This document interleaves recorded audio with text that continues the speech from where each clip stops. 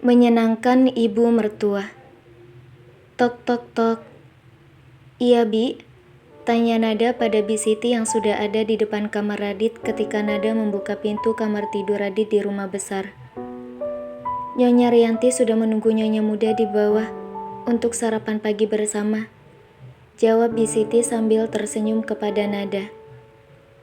Is, panggil aku Nada saja, tidak perlu pakai embel-embel sebanyak itu. Bisik Nada kepada Bi Siti yang diladeni Bi Siti dengan senyuman saja. Cepet Nyonya Muda, nanti Nyonya Rianti ngambek lo kalau kelamaan. His, dia gak akan ngambek sama aku selama 3 manusia kecil ini masih berada di rahimku. Nada tertawa kecil sebelum melanjutkan kalimatnya.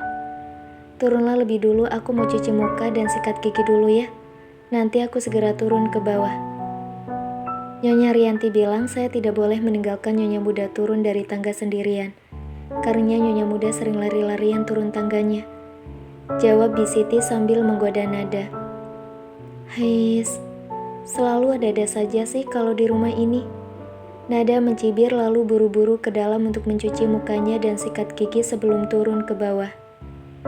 His, jangan lebay deh Bi, aku gak apa-apa, gak usah juga dipegangin kayak gini. Komen Nada pada Bi Siti yang menggandeng Nada dengan pelan-pelan menuruni tangga rumah keluarga besar Prayoga. Gak bisa, ini perintah hidup dan mati dari Nyonya Rianti. Saya harus mematuhinya, kalau tidak ingin dipecat dari rumah ini. Bisik Bi Siti menggoda Nada sambil tertawa kecil setelahnya. His, bisa gila aku tinggal di rumah ini selama hamil. Sedikit bergerak saja semua orang di rumah ini sudah ketakutan. Harusnya mereka melihat bagaimana Radit memperlakukanku ketika dia menggunakan tubuhku untuk memuaskan dirinya. Radit sudah sangat gila. Dia selalu saja memiliki gaya baru melakukan hubungan saat aku hamil. Kalau hanya turun tangga seperti ini saja diawasi, harusnya mereka mengawasi 24 jam. Mereka harusnya mengawasi saat Radit bermain dengan tubuhku juga. Komen Nada yang sedikit merasa lebay melihat perlakuan yang dia dapat pagi-pagi ini di keluarga Prayoga. Selamat pagi, Bu. Nada tersenyum ramah di hadapan Rianti. Selamat pagi, sayang. Apa tidurmu nyenyak tadi malam? Tanya Rianti lagi sambil tersenyum. Nada mengangguk. Aku tidur nyenyak banget, Bu. Pas bangun tidur, terasa pegalku semuanya hilang dan badanku terasa ringan. Jawab Nada yang 100% adalah kebohongan. Bagaimana aku bisa tidur pulas tadi malam? Anakmu terus-terusan menelponku dan aku harus menenangkannya di sana. Dia sudah sangat panik mendengar kabar tentang kakeknya sakit keras. Aku tanya sakitnya apa, dia tidak cerita, tapi dia hanya diam dan memintaku untuk menemaninya. Sudah gitu pas aku ingin tidur, Bi Siti sudah mengetuk pintu kamar dan menyuruhku untuk sarapan pagi sekarang. Heis, kalian semua menyusahkanku. Aku juga sangat khawatir dengan Radit sekarang. Apa dia baik-baik saja di rumah sakit ya? Sebenarnya Eyang sakit apa ya? Aku bertanya semalaman pada Raditya, tapi dia tidak mau menceritakannya. Dia hanya ingin menelponku dan mendengarkan suaraku saja. Walaupun aku memakinya, dia cukup senang mendengarnya. Kan aneh, gumam Nada di dalam hatinya sambil menikmati makan paginya.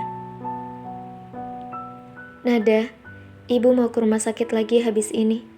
Kamu tidak apa-apa kalau ditinggal di rumah sendirian? Ibu sangat khawatir dengan keadaan Eyang. Akhir-akhir ini sangat aneh sekali. Eyang lebih suka mendengarkan ibu dan ayah bercerita. Eyang juga tidak lagi marah-marah terus pada ayah kalaupun ayah melakukan kesalahan dalam pekerjaannya. Eyang lebih memilih memperbaikinya sendiri, atau menyuruh Warsono memperbaikinya. Eyang juga mengizinkan ibu untuk melakukan apapun perubahan di rumah ini, supaya suasananya jadi baru katanya. Padahal Eyang tidak menginginkan perubahan apapun di rumah ini sejak meninggalnya Eyang Putri. Ibu sangat khawatir dengan keadaan Eyang. Ibu sudah bertanya kepada Pak Warsono, tapi dia tidak mau menjawab. Rianti terus saja bercerita kepada Nada saat mereka menikmati sarapan pagi. Tak ada satupun kalimat yang keluar dari bibir Nada. Ibu sepertinya ingin punya teman sebagai tong sampah yang mendengarkan unek-uneknya semua. Baiklah, kalau itu membuat ibu senang, aku akan mendengarkan semua kata-katanya. Dan aku tidak akan terlalu banyak menanggapinya. Yang penting dia bisa mengeluarkan semua perasaannya. Daripada dipendam sendiri dan kesal sendiri, lebih baik dia mengeluarkan ini kepadaku. Gumam Nada di dalam hatinya. Jadi pagi itu Nada hanya menjadi tempat curahan hati Rianti. Semua cerita Rianti ditampung oleh Nada, dan Nada hanya menanggapi secukupnya dengan iya atau tidak, dan juga beberapa kata lain penyemangatnya. Kamu memang menantu yang paling baik, Nada. Terima kasih ya sudah mau mendengarkan ibu, dan memberikan solusi untuk semua masalah yang ibu alami. Rianti tersenyum pada Nada sebelum menghabiskan jus jeruk di gelasnya. Hihihi, memangnya aku memberikan solusi apa?